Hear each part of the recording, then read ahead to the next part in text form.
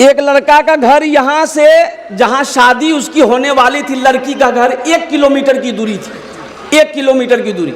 ये लड़का बारात के लिए 60 गो स्कॉर्पियो किया था, और जब गाड़ी खड़ी हुई तो लड़की का घर पार कर गया। जाओगे कहाँ बारात लेकर के? अरे पूरे एरिया घूमो।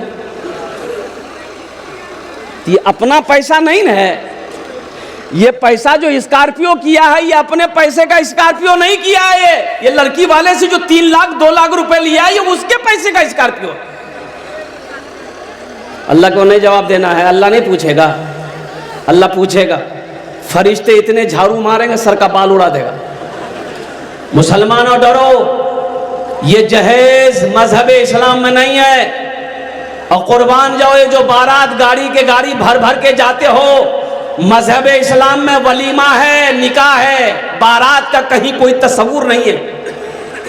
बारात किस बला का नाम है? मजहब इस्लाम में है ही नहीं है बारात। लड़की पसंद है, 2-4 आदमी जाओ, निकाह करो, लड़की का हाथ पकड़ो, घर लेकर आओ, वलीमा करो। वलीमा करना नबी की सुन्नत है, चाहे वो एक बकरी का बच्चा ही क्यों ना हो, चाहे वो एक बकरी हो, ज़िबा करो, लोगों को खाना खिलाओ। हम कहते हैं बहुत शौक है लोगों को खाना खिलाने का, तो बेटी वाला क्या कहा लेके जा रहा है? खुजली तुमको है तो अपने घर में मिटाओ, बीटेक से लगाओ। लड़की वाले को परेशान काहे कर रहा भाई? तुम 100 आदमी को मत खिलाओ, 1000 को मत खिलाओ, हम कहते हैं पूरे अररिया वाले को खिलाओ, अपने घर में खिलाओ, पसीना हेड हो जाएगा।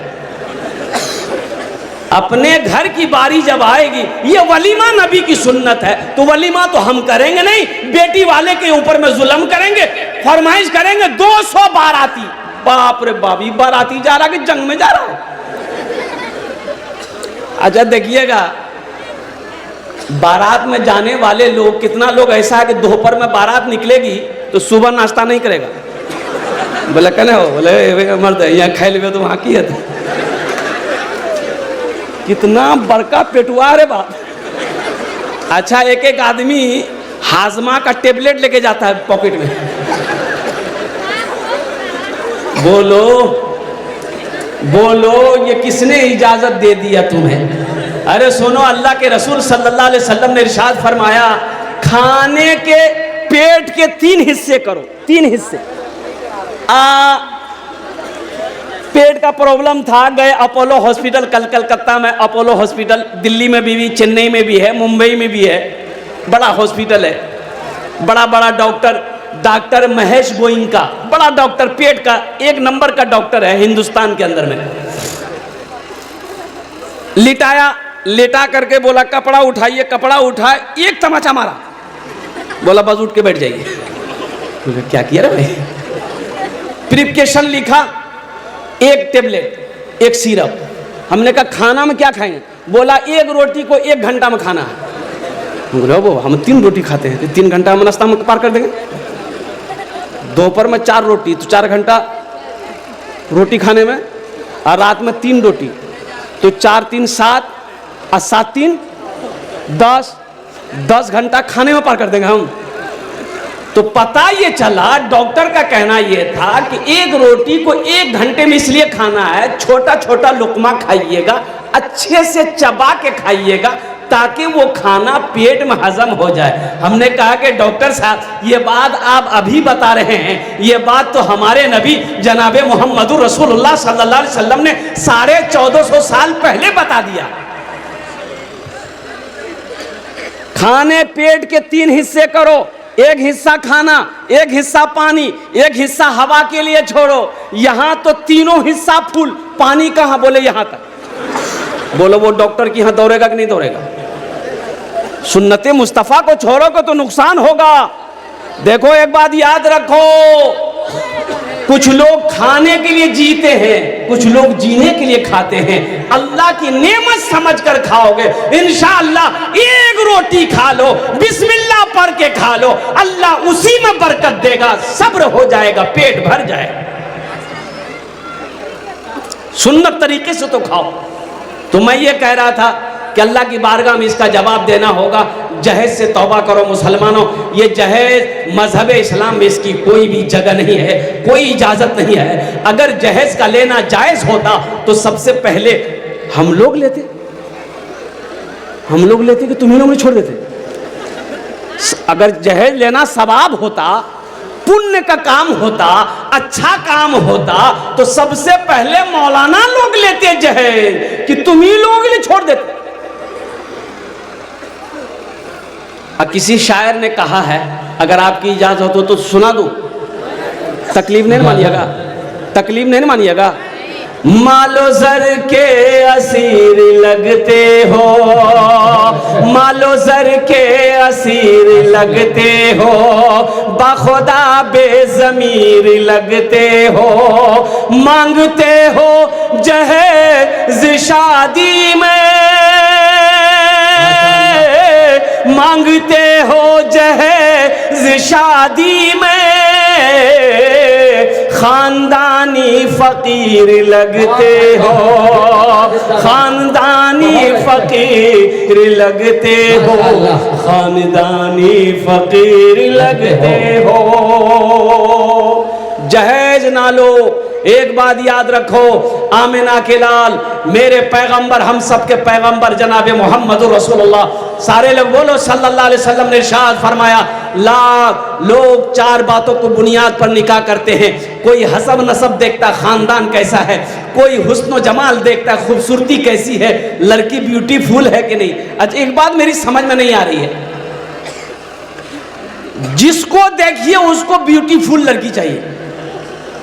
लड़का चाहे तवा का तल्ली हो, खपड़ी का तल्ली हो, उससे भी पूछिएगा ना, रे ब्याह करवे, बोले करवेगी, बोला बीवी, बोला ब्यूटीफुल। तो अपने तो ब्यूटीफुल नहीं है, लेकिन लड़की चाहिए ब्यूटीफुल। ये बताओ अगर सब ब्यूटीफुले से करेगा तो ये सांवली लड़की कहाँ जाएगी, काली लड़की कहाँ जाएगी। और कुर्बान जाओ नौजवानों, छांटो मत। अल्लाह के रसूल ने इरशाद फरमाया, कोई हुस्न जमाल को देखता है, कोई खूबसूरती देखता है, कोई माल देखता है, पैसा वाला है कि नहीं है, कोठी वाला है कि नहीं है, जमीन वाला है कि नहीं है, कोई जायदाद देखता है, कोई खानदान देखता है। तुम दीनदारी देखो, जिस घर के अंदर में दीनदारी हो उस घर में रिश्ता करो। जिस लड़के के अंदर में दीनदारी हो उस लड़के को दामाद बनाओ, जिस लड़की के अंदर में दीनदारी हो उस लड़की को बहू बनाओ। दीनदारी को तरजीह दो। यहां तो इसको तरजीह देते हैं लोग। बोले बात सही की गलत है, बोलिए। जमीन कितना है, जमीन कितनी है ये देखो, कोठी है कि नहीं ये देखो, बिल्डिंग है कि ये नहीं देखो। कुर्बान जाओ, चाहे लड़का कुछ भी करे, चाहे लड़का बोतल वाला क्यों ना हो, और कुर्बान जाइए। बोले नहीं लड़का ही रोज है, बोले लड़का ही रोज है, खड़ा भाग पेशाब करिए, लड़का ही रोज है। लड़का नमाजी है कि नहीं ये देखना जरूरी नहीं है। लड़का नशा तो नहीं करता ये देखना जरूरी नहीं है। उसकी जमीन तो है, 20 बीघा 25 बीघा जमीन का मालिक तो है। लड़के का बाप नमाजी है कि नहीं है ये देखने की जरूरत नहीं है, जमींदार तो है। अल्लाह के रसूल सल्लल्लाहु अलैहि वसल्लम ने इरशाद फरमाया, तुम दीनदारी को तरजीह दो। किसको तरजीह दो? अरे बोलो भाई, किसको तरजीह दो? दीनदारी को। जिस घर के अंदर में दीनदारी होगा, एक बात याद रखो, लड़का अगर नमाजी है इंशाअल्लाह तुम्हारी बेटी का हाथ पकड़ेगा, तुम्हारी बेटी से अगर वो निकाह करेगा इंशाअल्लाह उसे निभा देगा। इसलिए कि उसके दिल में अल्लाह अल्लाह के रसूल का खौफ है, डर है, आखिरत का खौफ होगा, दीन की मोहब्बत होगी, वो रिश्ते को रिश्ता समझेगा, वो निभा देगा। और जिस लड़के के अंदर में दीनदारी ना हो, अल्लाह अल्लाह के रसूल की मोहब्बत ना हो, डर ना हो, कुर्बान जाओ, वो कुछ भी कर सकता है। एक लड़का ऐसे ही छांट रहा था, लोग दिखा दे राज कर वह रे, बोला नहीं का है, बोले इसका नाक टेढ़ा हटाई, इससे लड़की से करोगे? नहीं ये लड़की सांवली है। अच्छा हे लड़की से करोगे? बोले नहीं लड़की काली है। अच्छा सबको छांटे, कुछ ना कुछ ऐब निकाले, निकालते निकालते उम्र 40 साल हो गई। कितनी उम्र हो गई? तो उसका बोह नहीं बोला कि अब तुम्हारी शादी नहीं होगी। बोले का है? बोला अब बूढ़ा हो गया, अब तुमसे शादी कौन करेगा। ये नौजवान बोला कि अपने बहुने से कैसा कीजिए, अब हम लड़की नहीं देखेंगे, आप देखिए, आप जो लड़की देख लीजिएगा हम निकाह कर लेंगे। इसका बहुने बोला कि अच्छा ठीक है, हम तुम्हारी शादी करवाते। ये काली लड़की को देखा, बात चल गई, लड़का हकीकत में लड़की को नहीं देखा, बारात गई, निकाह करके लड़की को घर लेके आया लड़का, रात में बीवी के करीब गया, बीवी घूंघट उठा के जो सलाम की, लड़का वही बेहोश हो गया। तो बीवी सोच रही वो कौन कोई बीमारी से क्यों, पानी का गिलास था वहीं मुंह पे छींटा मारी, बोले अरे हम कुछ पूछने वाले थे, आप पहले बेहोश हो गए। ये लड़का आंख खोला, बोला कि जो पूछना जल्दी पूछो, नहीं तो फिर हम बेहोश हो जाएंगे। ये लड़की पूछी कि ये बताइए, हम तो यहाँ नई नई आए हैं, ये बताइए किससे पर्दा करना, किससे पर्दा नहीं करना है, आप मेरे शौहर हैं, हमको बता दीजिए। तो लड़का बोला कि सुनो, तुम किसी से पर्दा करो या ना करो, लेकिन हमसे जरूर पर्दा करना। फिर लड़का बेहोश हो गया। सिर्फ ब्यूटीफुल ना देखो, खूबसूरती को ना देखो, सीरत देखो, सीरत। क्या देखना है? सीरत। सूरत तब तक है जब तक जवानी है, सूरत है, खूबसूरती है। जवानी ढल गई, खूबसूरती खत्म है।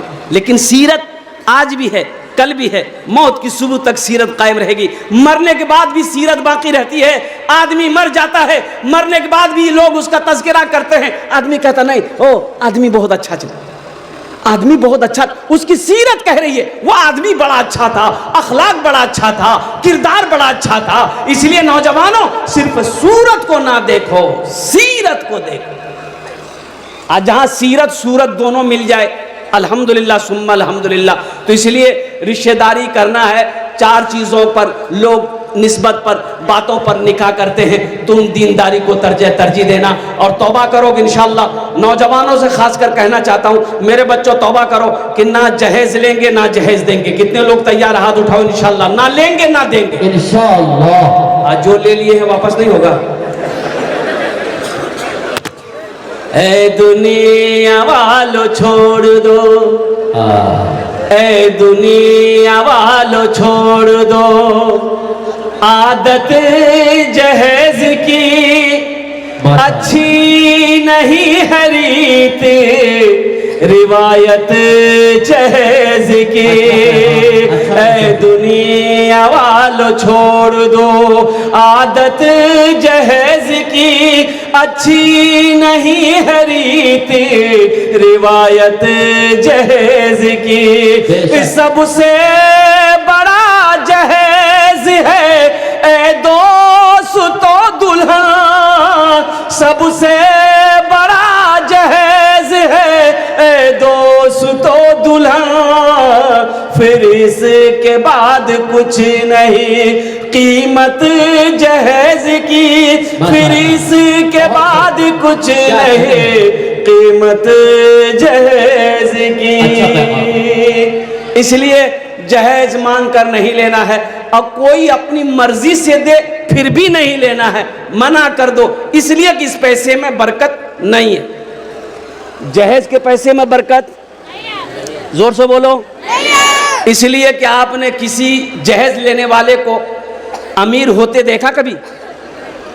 सूद के पैसों में बरकत नहीं है, रिश्वत के पैसों में बरकत नहीं है, झूठ के पैसों में बरकत नहीं है, जुआ के पैसों में बरकत नहीं है, लॉटरी के पैसे में बरकत नहीं है। इसलिए मजहब इस्लाम मेरा कहता है कि ना रिश्वत लो ना रिश्वत दो, और कुर्बान जाओ, ना सूद खाओ ना किसी को खिलाओ।